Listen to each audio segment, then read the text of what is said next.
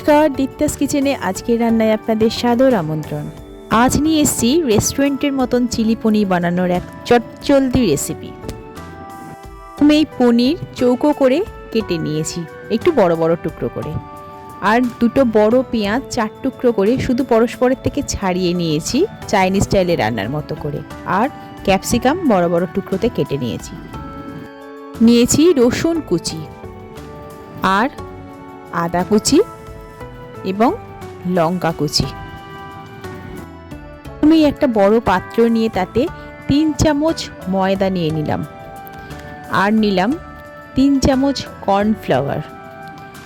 ময়দা এবং কর্নফ্লাওয়ার ভালো করে মিশিয়ে তাতে দিয়ে নিলাম গোলমরিচের গুঁড়ো, কাশ্মীরি লঙ্কা গুঁড়ো, নুন এবং আদা রসুনের পেস্ট। এই সবটা ভালো করে মিশিয়ে নিয়ে অল্প অল্প করে জল দিয়ে একটা ব্যাটার তৈরি করে নিতে হবে। ব্যাটার খুব ঘন বা পাতলা হবে না। ব্যাটার তৈরি হলে এতে একে একে পনিরের টুকরোগুলো দিয়ে ভালোভাবে পনিরের গায়ে এই ব্যাটারের একটা কোটিং করে নিতে হবে। তার জন্য পনিরটাকে ব্যাটারের মধ্যে ডুবিয়ে নাড়াচাড়া করে 5 মিনিট রেখে দিতে হবে। এরপর কড়াইতে সাদা তেল দিয়ে তেল ভালো করে গরম করে নিতে হবে। তারপরে একে একে ব্যাটারে ডোবানো পনিরগুলো এতে ভাজার জন্য ছেড়ে দিতে হবে। মাঝারি আঁচে 2 পিঠ একটু লালচে করে ভেজে তেল ঝরিয়ে তুলে নিতে হবে।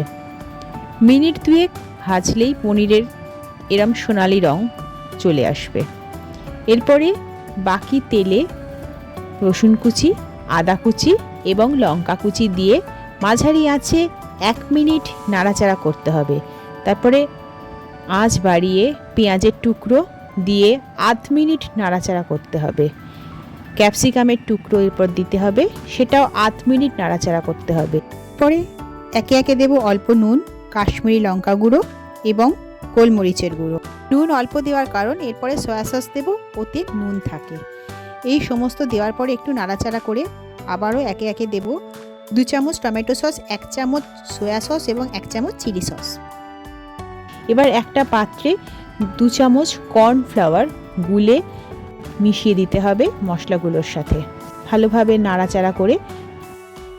তারপরে হবে অল্প চিনি, যদি মিষ্টি পছন্দ না করেন আপনারা চিনিটা নাও দিতে পারেন।